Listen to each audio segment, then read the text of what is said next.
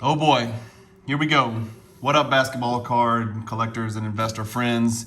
When you hear that sound, you know it's time for another basketball card battle. These are episodes that I'm providing you as Cajun Cardboard for you guys to compare two potential investment combatants. In the red corner today, you're not going to believe this. It's goat on goat crime. So we've got 6 BGS 9.5 1986 Fleer number 57 Jordan base rookies versus the holy grail for Jordan collectors, or I should say Jordan investors, the 1986 Fleer number 57 PSA 10. Without any further ado, let us roll. A lot of what you're going to see today is going to be coming at you from Card Ladder. If you're not a member of Card Ladder, you need to be one. If you click the link in my description, you'll see I've got it linked up for you. You need to become a Card Ladder Pro member.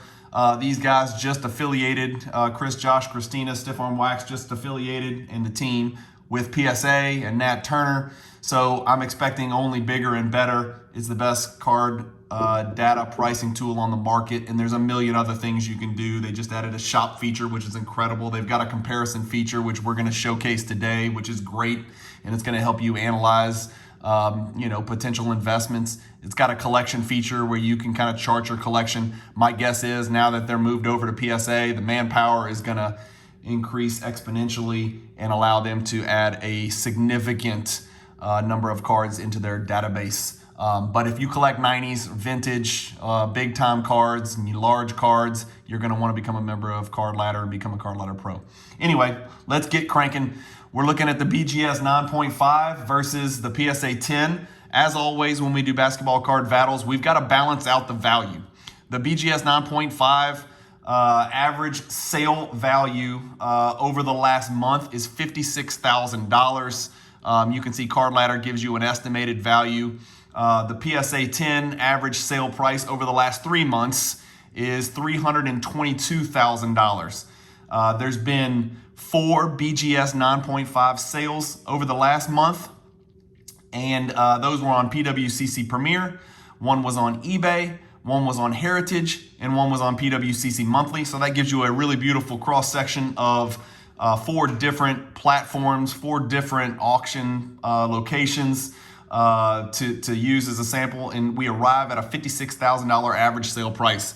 I know BGS 9.5s have subgrades. I know a quad gem is worth more than a min gem. A quad plus is worth more than a quad gem. I know. For simplicity purposes, we've got to take an average. So we're using $56,000 as the average sale price. You may have a quad gem or a gem plus that's worth $70,000. I'm not saying you don't. I hope I have one. That's not the point. We've got to use an average of some sort. We've used the last 4 sales over the last 1 month period from 4 different places. 56,000 is our average. When you multiply that by 6, you get really close. You get about 336,000. As I said, the 86 Fleer PSA 10 sales price average, we got to use a 3-month period to get 4 comps. That's $322,350. We're calling it close enough. So the battle today is going to be 6 of these bad boys on your screen versus one of those, right? Let's talk about the PSA pop report. We always want to start with population first. When we have a battle, the PSA 10 is a pop 320. If you switch over to the BGS 9.5 on Card Ladder, you'll see it is a pop 528. I actually think this hasn't been updated yet. I think I saw on BGS's site that it's actually a 530. Not to be alarmed, it has increased by 2, but I think only maybe 2 or 3 have been added over the last 2 full years. So again, maybe 3 or 4 have been added for these PSA 10s. I think a pop report of 320 is accurate. I think it was 316, 315 for the last 3 or 4 years. Maybe it's gone up 4. So these pops aren't going to be going up. As you guys know, BGS and PSA take great care in making damn sure if you're getting a PSA 10 on a new submitted card, this card in particular, it's got to be something special. I have a feeling more than 5 sets of eyes look those cards over. So those pop reports are pretty accurate. I don't anticipate those changing much over the years. Let's talk about the gem percentage. The gem rate on this BGS 9.5 is 9.9%. So just under 1 out of every 10 that is submitted receives a 9.5. There's 528 9.5s out of 12,532 total graded. Okay, I did something wrong there. That gem percent doesn't sound right. 528. Let me recalculate that real quick. 528 divided by 12,532 equals. Yeah, sorry, 4.2% gem rate. I'm not sure where I got that. 4.2% is the gem rate for the BGS 9.5. If we switch over to the PSA 10, out of those 320, 1.4% gem rate. So you're talking about a card that gems about almost exactly 1/3 as often in PSA 10 as it does in BGS. Like I said, the BGS, there's been 12,532 total graded. The market cap is $31 million. If you don't know what the market cap is, it's basically just that card and that grade times the number that there are in existence, and that's how you get the number. The market cap on the PSA 10 is a whopping $100 million out of 22,804 graded. We need to mention a couple of things. Number one, I do want to reiterate, all BGS 9.5s are not the same. All PSA 10s are not the same. The subs make a significant difference in the value at which the card sells or the sales price that's accomplished. Another caveat, I own both of these cards in each of these grades. I'm not pumping and dumping. Number one, nobody needs to pump the 86 Fleer. Everybody's been there, done that, from Gary V to anybody and everybody that you can possibly think of. Another reason I'm not pumping and dumping is I have a whopping 54 subscribers. So my opinion, which is going to be very positive for both of these cards, is going to have no bearing whatsoever on the market value of the card. But I did want to be clear because I think it is important whenever you're discussing cards from an investment perspective. I think it's important that the viewers of this channel know that I have one of each. One of them I have is part of my PSA 10 set, which is the foundation of my collection. I have a 143 out of 143 PSA 10 1986 Fleer set. I can't sell that card by itself. If I sell that, I got to sell the whole set. So that card was acquired not as an investment piece, but as a as the linchpin to put together the 86 Fleer set. The 9.5 that I have, I bought purely for an investment purpose. I bought the card at $50,000 from a very solid seller from a Facebook Jordan group who I know and trust. The deal was significantly clean and efficient, and as expected, it was FedExed. It was in my vault in a few days. Very clean deal, sent the wire. It's a gentleman that I've done deals with before and had plenty of vouchers. So I am sitting on both of these cards. I just wanted you guys to know that as well. So getting back to it, the BGS, there are 6 BGS 10s, okay? There are no BGS black labels. I want to know in the comments what you think a BGS 10 label Jordan would be worth, and I want to know what you think a BGS black label Jordan would be worth. I think, yeah, here we go. So Card Ladder projects that the BGS 10 would be worth $1.36 million. Me personally, I think that's low. I think it would be worth more. There are 6 of them in the world. The last one hilariously sold for $94,000 in May of 2015. I think it would sell for well, I shouldn't say significantly, but more than 1.36. That's just my guess. As you can see, Card Ladder does this neat little feature here where there's 5 bars underneath their estimated Card Ladder value. And the more bars that are highlighted, the more confident they are in what their estimated value is. The reason there's only 1 bar is presumably there's only 6 in the world and the market has not seen one sell publicly since 2015. So you've got 6 years to extrapolate that 94,000, and so they tie it to the Jordan index that they calculate, and that's the number they come up with.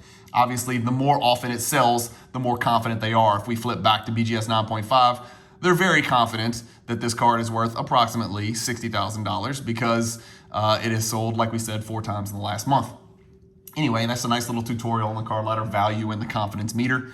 Moving on, there is a black label. There is not a black label. But what do you think? Let me know in the comments. What do you think a black label would be worth? Would it set the record? Would it be the most expensive sports card ever sold? Would it clip whatever the Lebron RPA is and the Honus Wagner PSA whatever?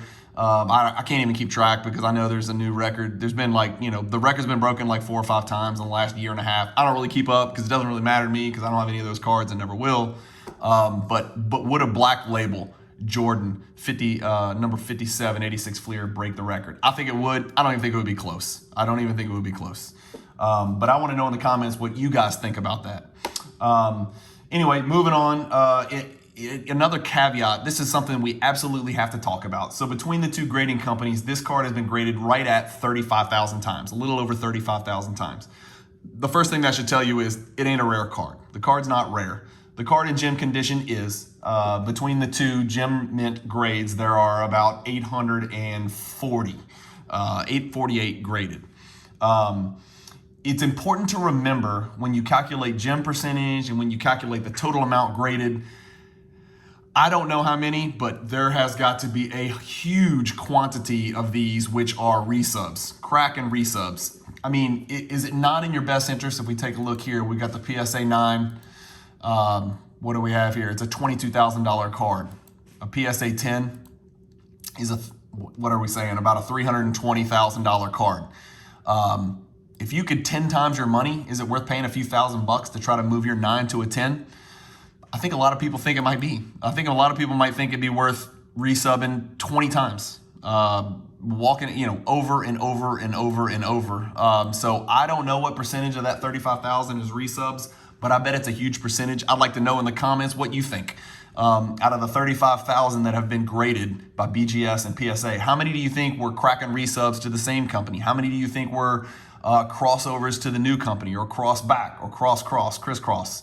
Let me know what you think about that in the comments. I don't think there's any card that's probably been cracked and resubbed or tried to cross more than this card due to the disparity in value.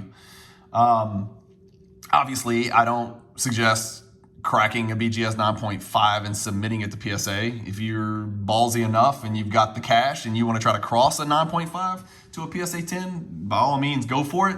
But I certainly don't recommend cracking a BGS 9.5 Jordan rookie to try to get that PSA 10, because as you can see, it doesn't happen very often and not very many have achieved the PSA 10 price. Okay, so it's important to know, like when we look at these two cards and we're trying to gauge which one is a better investment, the PSA 10 or 6 BGS 9.5s, I think it's important to look at the all-time high. Okay, so the ceiling for this card is 720. I don't know why. I feel like I thought I saw this card hit 840, but it might have been like a PWCC sticker situation where it was a top 5% sticker. I'm not sure. But anyway, so the card hit 720, and that's what Card Ladder reflects way back here. God, I can't get that cursor on it. Anyway, it's back in January 30th. It hit 720,000 on January 30th. That is 4 times the BGS all-time high, which not coincidentally sold the exact same night for 162,500. So the PSA 10 all-time high is 4.5x the BGS all-time high. Both were achieved on January 30th of this year. So right now we know that the margin is about 6, right? So that the margin between the highs is 4.5. The margin between the average sale price over the last few months is 6. And so it shows that margin is actually a little bit greater for the average. Let's do this. I want to show you this Card Ladder compare feature. This is the all-time comparison of the PSA 10 versus the BGS 9.5, okay? They're both plugged in here. Okay, hopefully you can see this graph on my screen. It's not real helpful because not a lot can be, perceived from, 13 years.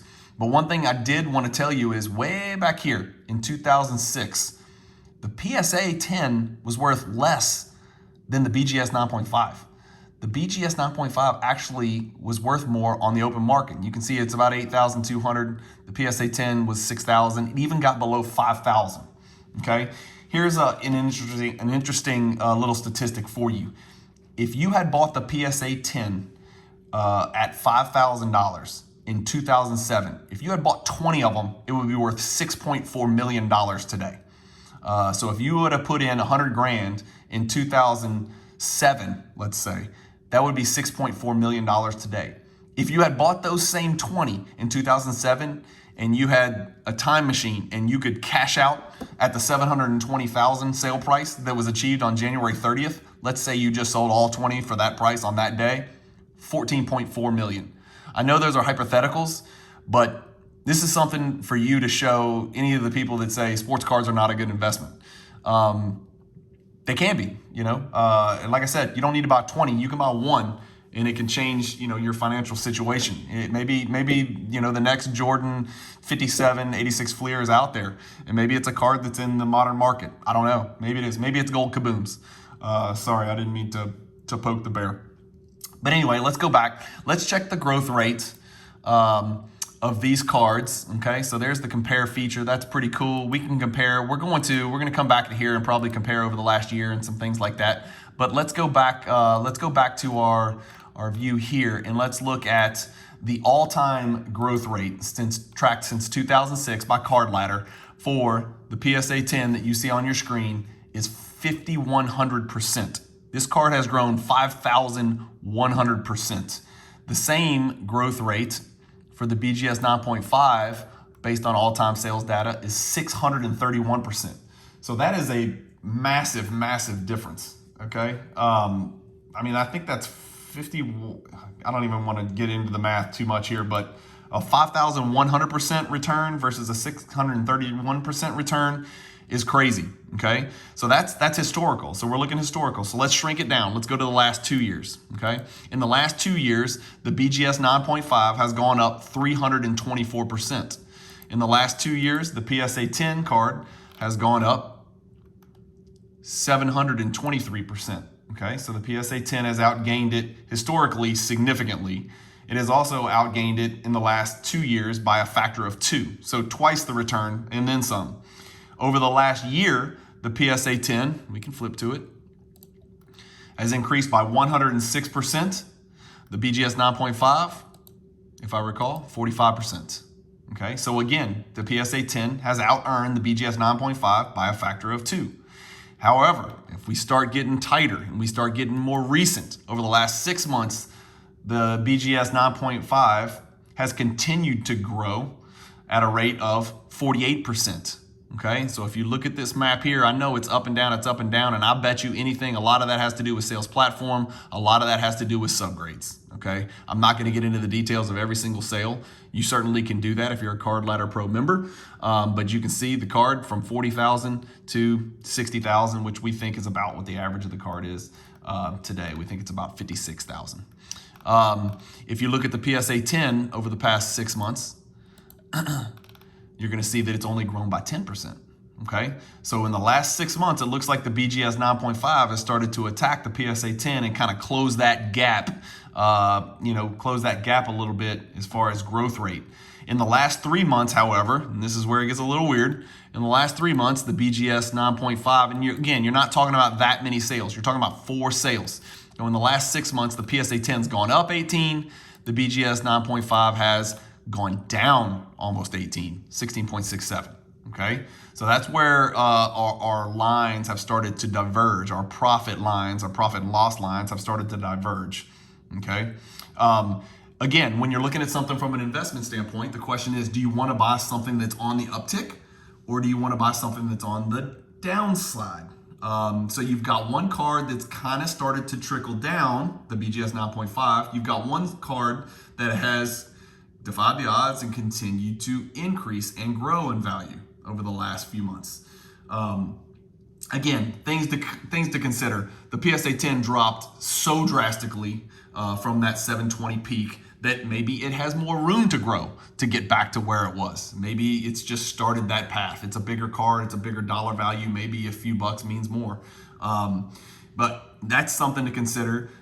You're also got to consider that it's a very small sample size. And so when you're looking at these percentages, although there are tons of sales historically, there are not a lot of sales, like even in the past 3 months for the BGS 9.5, that's only 7 sales. And like I said, 6 of them could have been min gems. Maybe one of them was a quad plus, or a gem plus. It's really hard to rely on such a small sample size. So I would really kind of stick to at least the 2-year kind of deal and look at that. So the question that begs is, do you want to buy a card that's on the uptick and continue to ride that wave, hoping that wave will continue? Or do you want to buy a card that just went down recently, which it looks like the BGS 9.5 sort of has over the last 3 months? Comment below. Like I'm the person, I buy the dip. So I've been kind of dabbling in LeBron cards, certain LeBron cards, because his cards have dipped so much. The last thing I want to do now is go buy Kabooms or go buy Golds or go buy Downtowns. It's just not what I do. I'm not doing it. I just feel like the profit margin's been eaten up. You know, another great example is the 2012 Prism. I'm buying 2012 Prism, and I'm talking at you from an investor standpoint. I think 2012 Prism is a great buy. Why? Because all that crap has gone down. 2012 base Prism rookie cards are still low pop. They're going to be historically relevant, and they've all gone down. So I buy them. You know, LeBron color Prisms, LeBron Topps Chrome, some of his Topps Chrome stuff, some of his select color in the early Panini years. Those cards are very low pop, and those cards have actually gone down in value. And I think there's a recency bias. And so I like to buy cards after they've dipped when I think they're going to rise again, rather than cards that have continuously risen. Yes, I know there's pros and cons to both. Let me know in the comments if you think I'm crazy, but I'm the kind of person that if a card goes down 80% and I believe in the card, I've never felt a better time to buy the card, you know? And some of LeBron's cards are down like crazy. Anyway, let's get back to these Jordans. One advantage perhaps of having the BGS 9.5s, having 6 of them, is your liquidation theory. Like anytime you have an investment, obviously in order to recognize a gain on that investment, you got to sell the thing at some point. Well, you've got 6 BGS 9.5s, and so you've only got 1 PSA 10. So a couple things come into play here. You know, when you've got 6, you can sell in stages. If the BGS starts to rise, you can sell 1. If it rises again, you can sell another one. You can sell in stages like that and sort of hedge your risk that, you know, you're not selling at the peak. You know, if it's going down and you want to get out of it, you can start to sell in stages, and you can hedge risk that way too. With the PSA 10, you've only got 1 in your hand. So if you choose the PSA 10 option in the blue corner, that's your option, right? It's your PSA 10. For that reason, I think it's a little bit of an advantage. All of these cards are easy to sell, the 9.5 or the 10. Both of them would sell fine on Golden or PWCC or Heritage or whatever your choice is. If you got a high rating, eBay, whatever. Or off eBay, or off, on social media. All of these cards are easy to liquidate. It is not hard to sell 6. So it would be different if you had, 100 PSA 8s. That'd be a huge pain in the ass to sell. But 6 BGS 9.5s is no more difficult to sell than 1 PSA 10, in my opinion. So the question is, would you rather have the 6 and hedge against some of that risk and sell in stages, or would you rather have the 1 PSA? That's just a factor to consider. Different people have different perspectives on that. Again, that could be applied to, would you rather have 8 Doncic silver prism PSA 9s or 1 PSA 10, if they're the same value, all things considered. Different people have different perspectives on that. Some people like to consolidate and not mess with all that, and just take the 1 high PSA 10. Okay, let's get to it. I'll just give you my answer, and this is tough for me because I have both of these cards, and the PSA 10 is probably, if it's not the best, it's probably the second best card in my entire collection. So it means a lot to me, and that set means a lot to me. So assuming I didn't have the set and I was just, somebody gave me 320 grand and said, you got to pick, I'm taking the BGS 9.5s. BGS 9.5 was king at one point over the PSA 10. I've always said, I think that the gap between PSA 10, I don't know why. I don't have any historical data to prove this or to even substantiate my theory, but I just don't see this PSA 10 card being worth 6 times the BGS 9.5. And I don't have a dog in the hunt. I've got 1 of each. If anything, I want the PSA 10 to go to the moon, so the set goes to the moon. But I'm taking 6 BGS 9.5s over the 1 PSA 10. I just don't understand a factor of 6x. I don't think the card is 6 times as good. Now, my PSA 10 happens to have a PWCC top 30% sticker, which I'm really proud of. So it may be worth slightly more than the average sale price. But throwing that out, just a standard PSA 10 versus a standard BGS 9.5. I'm taking the 9.5s, especially if any of those 9.5s are quad gems or quad plus. I like the idea, like I mentioned, of cashing out in stages. I'm not going to have nearly as much hurt or regret if I sell a PSA 10 at 320 or let's say I sell a PSA 10 2 years from now at 400. Would I be thrilled to make 80 grand? Absolutely. Before taxes, of course, absolutely, I'd be thrilled. But I'm gonna feel like, for lack of a better word, dog shit. If the thing spikes to 600,000, a year later. With the BGS 9.5s, I can take my profits on 2 of them and then hold 4. Take my profits on 3 and hold 3. Sell 1 at a time in stages. There's all kinds of things you can do. So having 6 BGS 9.5s adds flexibility. Again, it's a tough analysis. I can't stress enough. I get it. I know there's all sorts of different BGS 9.5s. I know subs matter. I get all that. This is really not a right or wrong answer. Obviously, I can't tell the future. It's just something for you guys to look at and consider. And I just want to hear comments on it because I love this card. This is a really important card to me. I've kind of stacked them over the years, and I really think it's an iconic card that's going to last forever. There's no right or wrong answer. I think it's going to be fun to look back on this video. Right now, there's probably 40 people that watch this video, but I think it will be fun 5 years from now to look back and see how many people have watched this video and laughed. Either laughed at me or agreed with me or made fun of me or the analysis in general. And if you think you know the answer, you don't. And the reason I say that is take yourself back to as late as 2010 when the BGS 9.5 was more valuable than the PSA 10. And now it's 1/6 as valuable. No one on this earth could possibly have predicted what would happen in the 12 years that followed, or the 11 and a half years that followed, almost 12 years. No one. And so if you think you know which card's the better investment 5 years from now, you certainly don't. But I know you got an opinion, and I definitely want to hear it. That's the purpose of basketball card battles. So let me know what you think, and let me know why. Anyway, I appreciate you guys listening. This is episode number 3. If you like the video, please do me a favor and subscribe. Click the button in the bottom right of the screen. Hit the bell icon for notifications. I drop these videos once a week for basketball card battles. This is battle number 3. The first 2 are on my YouTube channel. Go watch them. They're fun. This one's interesting because it's Jordan versus Jordan, which maybe that's an unwinnable battle. Jordan on offense versus Jordan on defense. Maybe it's a wash. I don't know. But do me a favor, hit the like button if you like the video, and then go check out my other videos. I also drop one every single week called Explore the Card, which takes a deep dive into a 1990s Jordan base or parallel card. Yeah, I know there's a huge Jordan tilt and tint on my page. That's just kind of how I work. I hope you guys enjoy it. I will have a bunch more videos coming in the near future. I really can't get over this card ladder compare feature. It's really big time. I really love it. Sorry to get off track. But anyway, follow me on Instagram and YouTube and Facebook. It's Cajun Cardboard. I'm not hard to find. I would love it if you guys would share this content with your friends. Just shoot them a link and say, hey, this dude from Louisiana knows a little bit about Jordans, knows a little bit about 90s cards. He's a fun listen. To kill some time while you're doing whatever it is you're doing. You know what else I would like is if you guys would direct message me on Instagram or Facebook at Cajun Cardboard. I love to talk about cards. I can talk about cards all day long. I would also like feedback on how to make the videos better. Yes, I ramble, so that's one feedback I'm gonna get. But I talk fast, so hopefully I can jam a lot of information and content in here for you guys in a short time period or a not so short time period. Anyway, appreciate you guys listening. Appreciate the comments. Appreciate the feedback. Direct message me anytime about anything. I'd love to talk to it. I respond to all of them. And have fun and keep collecting. Peace.